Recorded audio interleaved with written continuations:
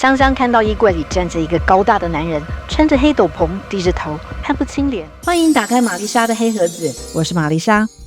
男性被女鬼纏上，甚至被迫冥婚的故事，大家可能都聽過。但是如果反過來，是女生被男鬼看上，男鬼還處心積慮要把這個女生從陽間帶走呢？今天要講的就是一個這樣的故事，而且還是網友香香親身經歷的真實事件。衣櫃裡的男人。這件事發生在香香念高2的時候，她有3個好朋友，阿榮、怡安還有小純，他們4個人是死黨。比較特別的是，他們這群人都有不同程度的靈異經驗。比如說香香自己就是偶爾會有一些特別的感應，而阿榮家是開宮廟的，他阿嬤平常就是在幫人收驚或者是向神明問事，阿榮呢也會幫忙，所以也見識過不少。至於小純就更不用說了，從小就有靈異體質，常常會看到或聽到好兄弟。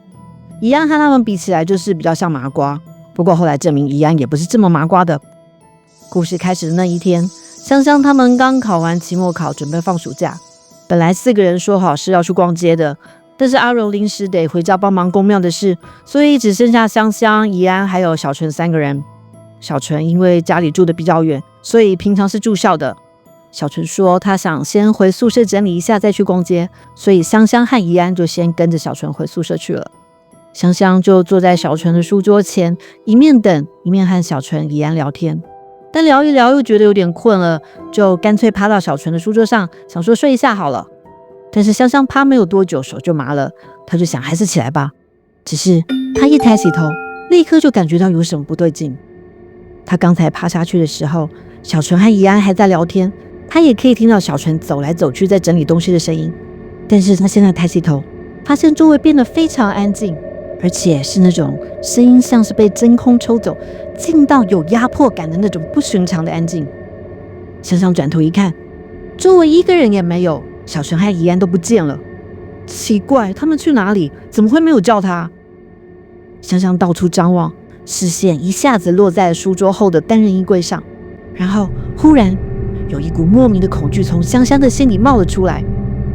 衣櫃門是關着的，但是香香就是感覺到衣櫃裡頭有人，而且就在她這樣一想，她的視線竟然就穿透了衣櫃，看到裡面還真的有一個人。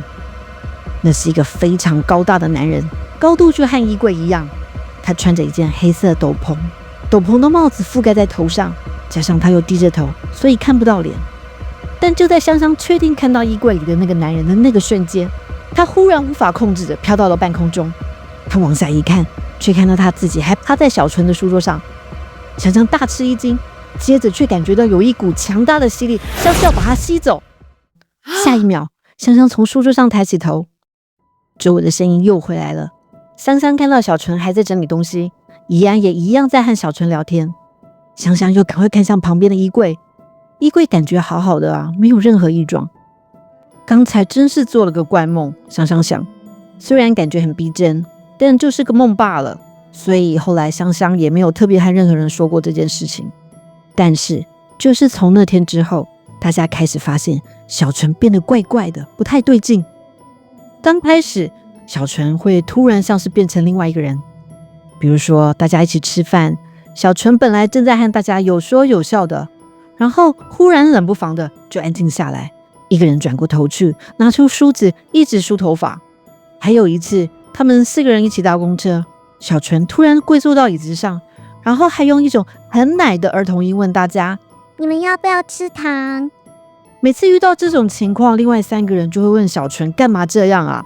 小純都不會回應，然後過了一下子又會變回原本的小純，然後再問他剛才為什麼要做那些事，講那些話，小純卻是一臉疑惑，說他有嗎？像是完全不記得。如果只是這樣也就算了，但是小純的行為卻越來越怪，甚至危害到他自己的安全。有次是香香和小純一起過馬路，他們2個人在路邊等綠燈，小純突然就要往馬路上的車陣衝過去，還好是香香反應很快，馬上把小純拉回來。香香問小純在發什麼神經，小純卻不知道香香在說什麼，還說幹嘛突然罵他啊？再來是阿榮有次偷偷騎他阿媽的機車載小純，結果小純突然把手放開，還往後仰，一副想要摔車的樣子。阿榮嚇得一把拉住小純，一面趕快停下車。然後也一樣，他問小純幹嘛這樣，小純卻完全不記得。後來開學了，天氣還很熱。有天中午吃飯的時候，香香他們發現小純不見了，找了半天才發現小純竟然一個人站在操場的正中央，動也不動的就在那裡曬太陽。他已經曬得臉頰發紅，滿頭大汗，但是香香他們一直叫他，小純還是完全沒有反應，只是兩眼空洞的看着前方，要拉也拉不走。最後還是小純自己回過神來，然後竟然還問其他人他怎麼會在這裡。小純的狀況實在是太奇怪了，香香、阿榮、怡安三個人就私下討論。這個時候，香香突然想起來她在小純宿舍趴睡的時候做的那個怪夢啊！我想起來了，放暑假前我在小純宿舍睡着，一下就做了一個怪夢。我夢到有個男的。你是說在小純的宿舍嗎？你不會也夢到有個男的在小純的衣櫃裡吧？然後怡安又繼續問香香，那個男人是不是和衣櫃一樣高，穿着黑色的斗篷，斗篷還蓋住臉，看不清楚。香香驚訝到說不出話來，因為他沒有和任何人提過他做的這個夢。怡安怎麼會知道他夢裡的男人是站在衣櫃裡，而且連那個男的身高和穿着都講得和他夢到的完全一樣。原來啊，就在同一天，怡安晚上回家睡覺的時候，也同樣夢到小純衣櫃裡的那個男人。這真的不得了，連怡安這個麻瓜也夢到那個男人，只是因為去過小純的宿舍嗎？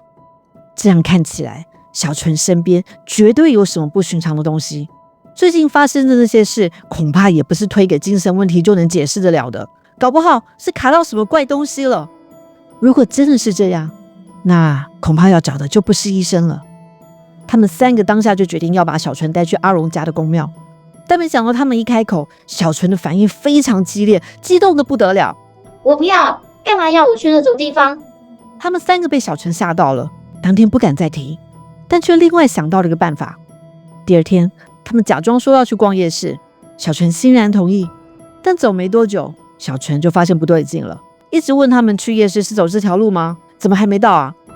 小純講話的口氣和平常完全不同，變得非常粗魯，表情也變得很猙獰。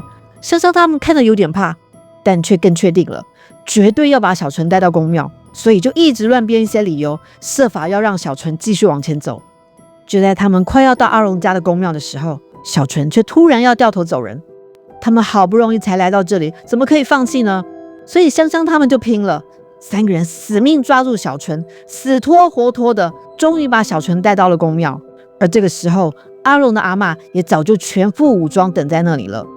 小純一看到阿嬷，就變得比之前更激動，他的力氣變得很大，香香他們三個人完全抓不住。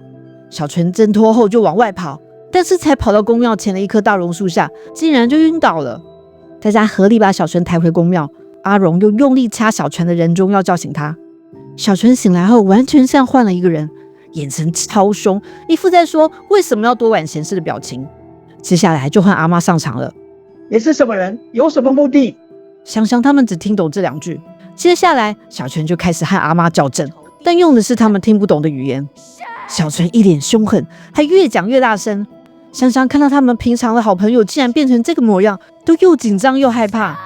眼看小純叫得越來越誇張，動作也越來越大，大家都要擔心起阿嬷的安危了。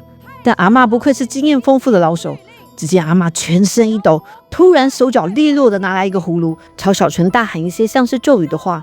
小純立刻又暈了過去。小純又一次醒來後，大家一看到小純的眼神，就知道他恢復正常了。小純看到大家緊張的圍着他，還一臉納悶，完全不記得剛才發生過的那些事。後來他們聽阿嬷解釋，才知道是怎麼回事。原來啊，是小純有一次出門的時候，不知道怎麼回事，竟然被一個男鬼看上了。那個男鬼想娶小純，就一直跟在小纯的身邊。小純因為被鬼跟，元氣耗損，變得很容易被其他靈體附身，才會一下子變成梳頭髮的女生，或是要吃糖的小孩。而鬼要娶人，當然就是要把那個人從陽間帶走啊，所以小純才會不由自主的去做出那些危險的行為。阿嬷還說，原本她是好聲好氣的和男鬼談判，只要那個男鬼肯自己離開，就會幫他做法事超度，還會燒金銀財寶給他。但是男鬼不肯啊，執意要帶走小純。最後阿嬤看好好講是行不通了，所以起乩讓神明附在身上，再拿出法器葫蘆，把男鬼收進去，放在神明桌上鎮壓，才總算解決掉這件事。